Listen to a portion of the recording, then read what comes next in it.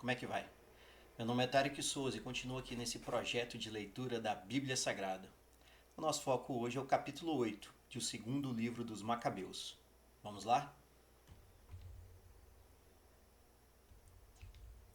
A revolta de Judas Macabeu. Judas, chamado de Macabeu, e os do seu grupo iam em segredo de povoado em povoado, chamando seus parentes e reunindo os que tinham continuado fiéis ao judaísmo. Assim, conseguiram reunir uns 6.000 homens. Eles oravam ao Senhor, pedindo que ele olhasse para o seu povo, que estava sendo perseguido por todos, que tivesse compaixão do templo que tinha sido profanado pelos pagãos, e que tivesse misericórdia de Jerusalém, que estava sendo destruída e em perigo de ser completamente arrasada. Pediram também ao Senhor que escutasse os que clamavam a ele pedindo vingança pelos que tinham sido mortos, e que lembrasse da matança criminosa de crianças inocentes e das blasfêmias ditas contra o seu nome. Enfim, pediram que Deus mostrasse o seu ódio contra o mal. Assim que Judas Macabeu organizou seu exército, os não-judeus não conseguiam mais derrotá-lo, pois a ira do Senhor contra o seu povo tinha virado compaixão. Judas e os seus soldados atacavam de repente, punham fogo nas cidades e nos povoados. Conquistavam lugares estratégicos e derrotavam muitos inimigos. Judas aproveitava as noites para fazer esses ataques, e a notícia a respeito da sua coragem ia se espalhando por toda parte. Judas derrota Nicanor.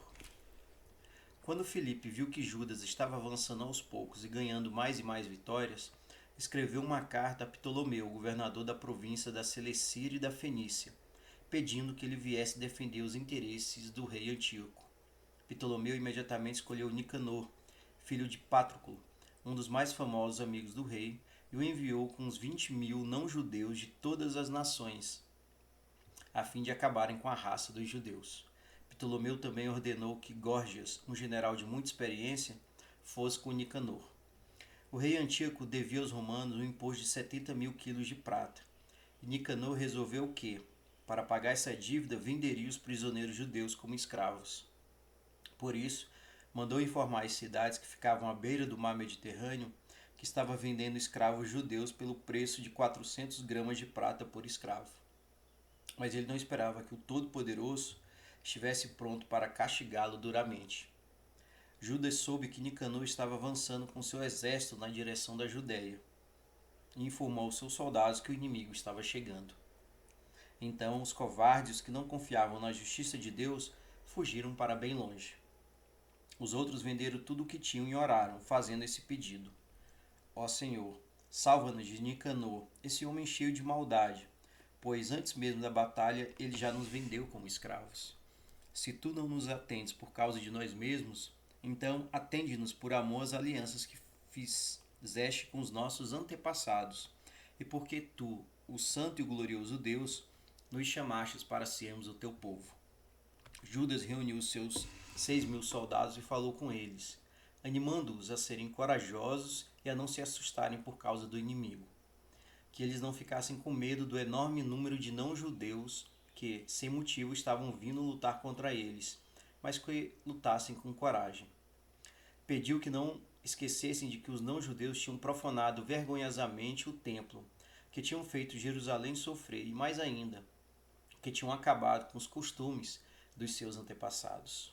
E Judas disse: Eles confiam nas suas armas e na sua valentia, mas nós confiamos no Todo-Poderoso, que com um único gesto pode vencer não somente estes que estão vindo contra nós, mas também o mundo inteiro. E Judas continuou a falar com eles, contando como os antepassados deles tinham sido socorridos por Deus. Por exemplo, no templo de Senaqueribe, o rei dos assírios, 185.000 dos seus soldados foram mortos. E uma vez, na Babilônia, um exército de 4.000 macedônios estava lutando contra 120.000 gálatas e estava sendo derrotado. 8.000 judeus entraram na batalha do lado dos macedônios e, com a ajuda de Deus, eles derrotaram os gálatas e pegaram um grande número de objetos de valor. Essas palavras de Judas animaram os seus soldados e eles resolveram morrer pela sua religião e pela sua pátria.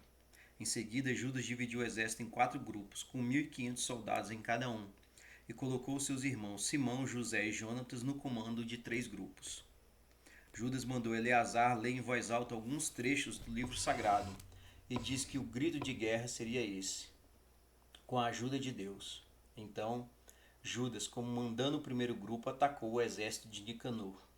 O Todo-Poderoso lutou do lado deles, e eles mataram mais de 9.000 soldados de Nicanor, e feriram, e puseram fora de combate a maioria dos outros, fazendo com que todos fugissem.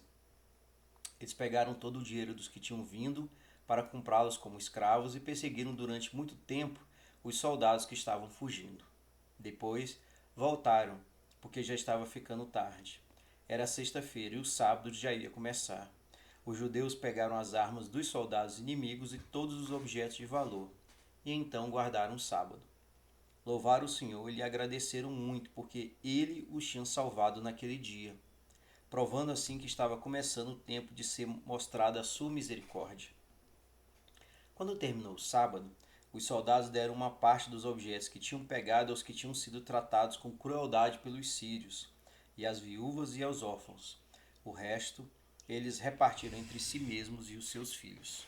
Depois todos oraram juntos, pedindo ao Senhor misericordioso que se tornasse, novamente, amigo dos seus servos.